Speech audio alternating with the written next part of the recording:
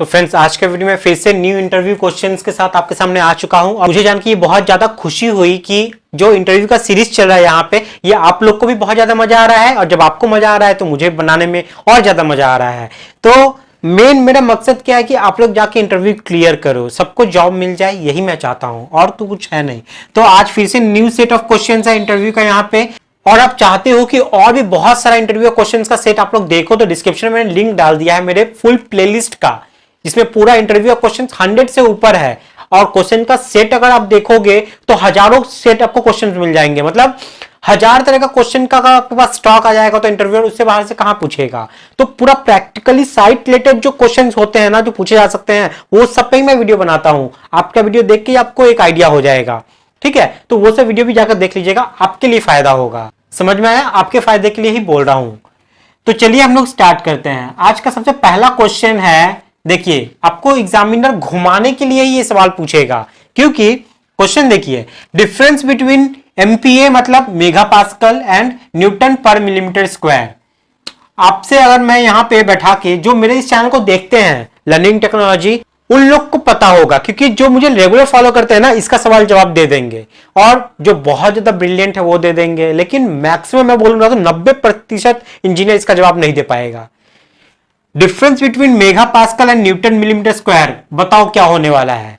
Actually में बताऊं तो ये दोनों ही यूनिट सेम होता है, दोनों का मतलब सेम होता है। बहुत जगह आप देखोगे ना कि हम लोग जो कॉन्क्रीट के कैरेक्टरिस्टिक कंप्रेसिव स्ट्रेंथ, जैसे M25 ग्रेड का कॉन्क्रीट है, ठीक है, 30 ग्रेड का कॉन्क्रीट है, तो हम लोग बोलते हैं ना उसका यूनिट क्या हुआ। जैसे M25 ग्रेड का अगर कॉन्क्रीट है तो इसका यूनिट बताओ 25 न्यूटन पर मिलीमीटर स्क्वायर, ये हुआ ना। हम लोग इसको 25 मेगा पास्कल भी बोल सकते हैं। मेगा पास्कल बराबर न्यूटन पर मिलीमीटर स्क्वायर होता है। बहुत जगह इंटरव्यू में पता है आपको कैसे घुमा के पूछा जाएगा, आपसे पूछा जाएगा 1 न्यूटन पर मिलीमीटर स्क्वायर बराबर कितना मेगा पास्कल, या आपसे पूछा जाएगा 1 मेगा पास्कल बराबर कितना न्यूटन पर मिलीमीटर स्क्वायर। आपको आंसर 1 डालना है, क्योंकि दोनों ही यूनिट सेम होता है भैया, ठीक है। तो ये हमेशा याद रखिएगा, difference between mega pascal and Newton पर मिलीमीटर स्क्वायर क्या होता है, रिलेशन क्या है इन लोगों में, आपको ये लिखना होगा उसकी जगह 1 एमपीए बराबर 1 न्यूटन पर मिलीमीटर स्क्वायर। आंसर इस तरीके से आपको बताना होगा, ठीक है। तो आई होप आपको ये अब क्लियर हो गया होगा और कोई कंफ्यूजन नहीं रहेगा। आज के बाद कोई भी पूछेगा ना तो ये बता दीजिएगा, ठीक है। तो पहला क्वेश्चन हमारा क्लियर हो गया। नेक्स्ट क्वेश्चन है यहाँ पे हमारा, meaning of shear failure in column, ठीक है। Meaning of shear failure in column, सिर्फ कॉलम की ही बात नहीं होती है। अगर स्लैब में भी आपका शियर फेलियर होता है तो वो कैसे होगा पता है। शियर फेलियर का मतलब क्या होता है ना, पटाख से कट के गिर जाना। मैं बकलिंग का मतलब आप लोग को समझाया था मेरे कुछ दिन पहले, जो मैं इंटरव्यू क्वेश्चन डाला था ना, उसमें बकलिंग का मतलब समझाया था क्या होता है। और यहां पे शियर फेलियर का मतलब क्या होता है, मान लीजिए ये आपका एक कॉलम है, ठीक है। इस कॉलम पे लोड भी एक्ट हो रहा है, साथ में अर्थक्वेक की वजह से ये कॉलम मूवमेंट कर रहा है, ठीक है। लोड की वजह से भी आपका शियर फेलियर हो सकता है, अर्थक्वेक के इफेक्ट से भी फेलियर हो सकता है।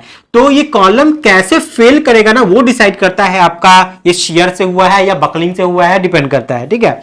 अगर ये कॉलम सीधा इस तरीके से फेल हो गया, मान लीजिए इस तरीके से फेल हो गया, ठीक है, सीधा ऐसे कट के ये इधर निकल गया, गिर गया, और नीचे वाला एकदम जो पार्ट है ना वो ऐसे ही रहा, ठीक है। इसमें क्या है कि आपका जो मेंबर है उसका शेप चेंज नहीं हो रहा है, बकलिंग में चेंज हो जाता है शेप। वही उसको पहचानने का तरीका है कि वो बकलिंग करके फेल किया है। लेकिन शियर में क्या होगा ना कि शियर में ये अपना शेप चेंज नहीं करेगा, ये कट के सीधा निकल जाएगा। जैसे अगर आप स्लैब में देखोगे, ये स्लैब है, मान लीजिए स्लैब है, तो ये जब शियर से आपका फेल करेगा ना, तो ये सीधा भी फेल कर सकता है, आपका ऐसे भी फेल कर सकता है। लेकिन फेल कैसे करेगा, मान लीजिए ये स्लैब ना शियर से फेलियर हुआ, इसका मतलब क्या है कि ये वाला पार्ट क्या है ना, ये खुल के निकल गया, ये पार्ट यहां पे हो गया, ये पार्ट अलग रह गया, मतलब अब ये पार्ट यहां पे नहीं है, ये पार्ट निकल के यहां पे चला आया है और ये यहां पे रह गया, और ये पार्ट नीचे गिर गया। इसका मतलब ये शियर फेलियर हुआ है। इसमें क्या क्या है कि स्लैब अपना शेप चेंज नहीं किया है। जैसे बकलिंग में क्या होता है ना कि शेप चेंज करता है, कॉलम क्या होता है कि मुड़ के ऐसे हो गया, मतलब उसमें डिफ्लेक्शन आपको देखने को मिलेगा, समझ जाएगा, डिफ्लेक्शन देखने को मिलेगा।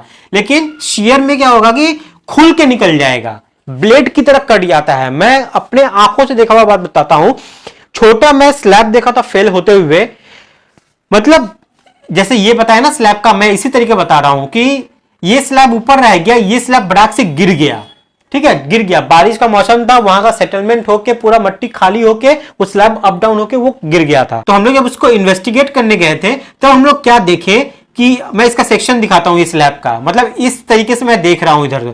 तब मैं जब देखा था ना, मतलब जो स्टील दिख रहा था इस साइड से हम लोग को इस स्लैब का, वो देखने में ऐसे लग रहा था कि कोई ब्लेड से काट दिया है उस स्लैब को। मतलब इतना प्रॉपर मशीन की तरह कटा हुआ लग रहा था कि इसमें जो स्टील दिख रहा था वो लग रहा था कि कोई मशीन से काट दिया है, ऐसा नहीं लग रहा था कि वो टूट के गिर गया है। समझ में? तो शेयर फेलियर का ये सब एक पहचानने का तरीका है, जो जब आप प्रैक्टिकली काम करोगे, प्रैक्टिकली चीजों को देखोगे तो सब समझ में आता है। तो शेयर फेलियर में इसका शेप चेंज नहीं होगा, लेकिन ये फेल करेगा अंदरूनी तरीके से। ये अलग हो गया, ये अलग हो गया, इसको बोलते हैं शेयर फेलियर। अब प्लास्टर में भी देखोगे, देखना क्रैक आता है, ठीक है, इसको बोलते हैं शेयर फेलियर। मतलब दोनों अलग हो जाएगा, ये नहीं कि अपना शेप चेंज करेगा वो, ठीक है। तो शेयर फेलियर का मतलब समझ में आ गया ना। मैं यहां पे कोई टेक्निकल टर्म यूज नहीं किया हूं, मेरा मेन मकसद यहां पे क्या है ना कि आपको समझाना, चीजों को, उस वर्ड को समझाना, उस वर्ड का मतलब क्या होता है, ना कि आपको टेक्निकली साउंड करना। भाई टेक्निकली साउंड तो आप बुक को भी पढ़ लोगे, लेकिन प्रॉब्लम क्या होता है ना, बुक में ऐसा सा लैंग्वेज लिखा रहता है कि आदमी को समझ में नहीं आता है कि इसका मतलब क्या है। तो मीनिंग ऑफ शेयर फेलियर समझ में आ गया आप लोगों को। नेक्स्ट यहाँ पे है लेवल चेकिंग इंस्ट्रूमेंट का नाम। तो लेवल चेकिंग हम लोग किस किस से करते हैं, साइड पे आप लोग देखोगे कि लेवल पाइप, हाँ हम लोग लेवल पाइप यूज करते हैं ना, लेवल पाइप, लेवल पाइप से हम लोग लेवल देते हैं साइड पे। उसके बाद स्प्रिट लेवल हम लोग यूज करते हैं, ठीक है, स्प्रिट लेवल हम लोग यूज करते हैं किसी भी चीज को लेवल करने के लिए। उसके बाद हम लोग किसी चीज को लेवल करने के लिए हम लोग डंपी लेवल भी यूज करते हैं, ठीक है, डंपी लेवल। डंपी लेवल से हम लोग क्या करते हैं कि लेवल ले लेते हैं, उसके बाद हम लोग लाइन डोरी या जो भी मार के उसको पूरा लेवल करते हैं, लेकिन यूज तो हो रहा है ना आपको लेवल देने में, ठीक है। मतलब यहाँ पे एक लेवल है, इसको ट्रांसफर करना है यहाँ पे, कैसे करोगे, इसमें काम आएगा आपका लेवल पाइप और डंपी लेवल। स्प्रिट लेवल इसमें काम नहीं आएगा, लेकिन छोटा मोटा चीज अगर आप विंडो का सिल बना रहे हो या कुछ भी बना रहे हो, उसका आपको देखना है कि वहां वो पूरा स्प्रिट में, मतलब वो पूरा लेवल में है कि नहीं, तो हम लोग वहां पे स्प्रिट लेवल का यूज करेंगे। तो लेवल चेकिंग इंस्ट्रूमेंट का नाम क्या क्या आ गया, लेवल पाइप हो गया, स्प्रिट लेवल हो गया, डंपी लेवल हो गया, ठीक है। तो ये सब जनरल है, और भी बहुत सारा होता है। नेक्स्ट क्वेश्चन है हमारा यहाँ पे, 1 हेक्टेयर में कितना एकड़ होता है। तो हमेशा याद रखिएगा 2.471 एकड़ होता है हमारा 1 हेक्टेयर में। यूनिट कन्वर्जन के ऊपर मैंने बहुत बड़ा वीडियो बनाया था एक, उसमें बहुत सारे इंपॉर्टेंट मैंने कन्वर्जन आप लोग को बताए थे, जैसे 1 केजी पर सेंटीमीटर स्क्वायर को न्यूटन पर मिलीमीटर स्क्वायर में कैसे कन्वर्ट करोगे, इसी तरीके के अगर ब्रास से सीएफटी में जाना है तो कैसे करोगे, इस तरीके का बहुत सारा था, वो सारा जाके देख लेना, डिस्क्रिप्शन में मैंने इसका लिंक डाल दिया है, आप लोगों के लिए यूजफुल रहेगा वो वीडियो, तो जाकर जरूर देखना। अगर आप सिविल इंजीनियर हो, बिल्डिंग इंजीनियर हो, आर्किटेक्चरल इंजीनियर हो, कुछ भी हो, आपको यूनिट कन्वर्जन आना चाहिए, ठीक है। तो 1 हेक्टेयर में 2.471 एकड़। नेक्स्ट है एग्जांपल ऑफ डीप फाउंडेशन। आप जानते हो फाउंडेशन 2 टाइप का होता है, शैलो होता है, डीप होता है। शैलो फाउंडेशन का एग्जांपल तो कंबाइंड हो गया, स्ट्रैप हो गया, राफ्ट हो गया, उसके बाद आइसोलेटेड हो गया, टेपोजाइडल आइसोलेटेड हो गया, ये सब आपका पड़ जाता है आपका शैलो फाउंडेशन में। लेकिन डीप फाउंडेशन का अगर आपसे एग्जांपल कोई पूछे तो डीप फाउंडेशन के एग्जांपल में आप लोग क्या बोलोगे, आप बोलोगे पहले, सबसे पहला तो हो गया पाइल, ठीक है, उसके बाद हो गया कैशायन, कैशायन के बाद हो गया पियर जो हम लोग ब्रिज में जनरली देखते हैं, उसके बाद हो गया वेल फाउंडेशन, ठीक है, वेल फाउंडेशन हो गया जो पानी को बीचों बीच किया जाता है। तो ये सब है हमारा एग्जांपल डीप फाउंडेशन का, तो याद रखिएगा, इसे पूछा जाता है इंटरव्यू में, ठीक है। चलिए नेक्स्ट क्वेश्चन है हमारा, वर्टिकलिटी चेकिंग इंस्ट्रूमेंट का नाम एक बताइए। तो ये बहुत ही आसान है, कहीं भी आपसे इंटरव्यू पूछा जाएगा तो बता सकते हो, ठीक है। तो मेन क्या है ना कि इसका नाम आपको याद रखना है, क्या नाम है, प्लम बॉब, प्लम बॉब, ठीक है। प्लम बॉब इसका टेक्निकल नेम है, बहुत जगह इसको साहुल भी शायद बोलते हैं देसी लैंग्वेज में, क्योंकि मैंने एक इंटरव्यू में ये क्वेश्चन आप लोगों से पूछा था तो आप ही लोग ने बताया था कि साहुल बोलते हैं, तो वहीं से मुझे पता चला कि इसे कहीं पे साहुल भी बोला जाता है। तो प्लम बॉब इंस्ट्रूमेंट है जिससे हम लोग वर्टिकलिटी मेजर करते हैं, कोई कॉलम ही क्यों ना हो जाए, उसका हम लोग जब प्लम चेकिंग करते हैं ना, कॉलम का जब शटरिंग वटरिंग सब लग जाता है तो हम लोग उसका प्लम चेक करते हैं। कॉलम में जब उसका रेनफोर्समेंट लग जाता है तो पहले बार देख लेते हैं प्लम, फिर जब उसका प्लाई लग जाता है तब उसका हम लोग देखते हैं वर्टिकलिटी, उसके बाद जब कॉन्क्रीटिंग हो जाती है तब जाके फिर से एक बार हम लोग उसका प्लम चेक करते हैं, वर्टिकलिटी चेक करते हैं ना। तो किससे करते हैं, इसी प्लम बॉब से करते हैं। क्लियर हो गया हम लोग का, क्लियर हो गया। तो plumb bob is the instrument which is help to use to check the verticality of anything, ठीक है, जैसे कॉलम बीम कुछ भी हो गया। तो next compressive strength of second class brick. आप जानते हो ब्रिक को 3 पार्ट में डिवाइड किया गया है, उसके स्ट्रेंथ को first class, second class, third class. First class की अगर बात करो तो फर्स्ट क्लास का होता है 105 kg पर सेंटीमीटर स्क्वायर। तो यहाँ पे हम लोग से फर्स्ट क्लास नहीं पूछा गया है, compressive strength of second class brick का पूछा है। तो सेकंड क्लास ब्रिक का कंप्रेसिव स्ट्रेंथ कितना होता है, आपसे इंटरव्यू में पूछा जाएगा तो बोलिएगा 70 kg पर सेंटीमीटर स्क्वायर।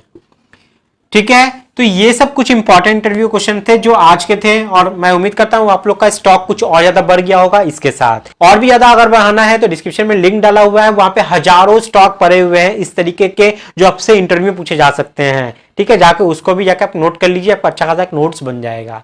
ठीक है, तो वीडियो कैसा लगा है जरूर बताइएगा। आप लोग को स्क्रीनशॉट लेना है, मुझे पता है, आप लोग स्क्रीनशॉट ले लीजिए। तो वीडियो अगर पसंद आया ना तो अब आपको सिर्फ एक काम करना है। क्या काम करना है, आपको इस वीडियो को एक सिविल इंजीनियर के साथ शेयर करना है या अपने जूनियर के साथ शेयर करना है, ताकि वो इससे कुछ सीख सके, अपने लाइफ में कुछ करे, इंटरव्यू क्लियर करे। सबसे ज्यादा खुशी हम लोग को ही होगी, क्योंकि हमारा जो सिविल इंजीनियरिंग है ना उसको एक अच्छे प्लेटफॉर्म पे ले जाना है। तो मैं तो अपनी तरफ से जितना हो सके करता हूँ, ऑफिस आने के बाद आप लोग के लिए वीडियो बनाता हूँ। आपको क्या करना है, जस्ट शेयर करना है, इतना तो आप लोग कर ही सकते हो ना यहाँ से। तो आज के वीडियो में इतना ही है, नेक्स्ट वीडियो में फिर क्वेश्चन लेके आऊंगा आप लोगों के लिए। तब तक के लिए बाय, टाटा, जय हिंद।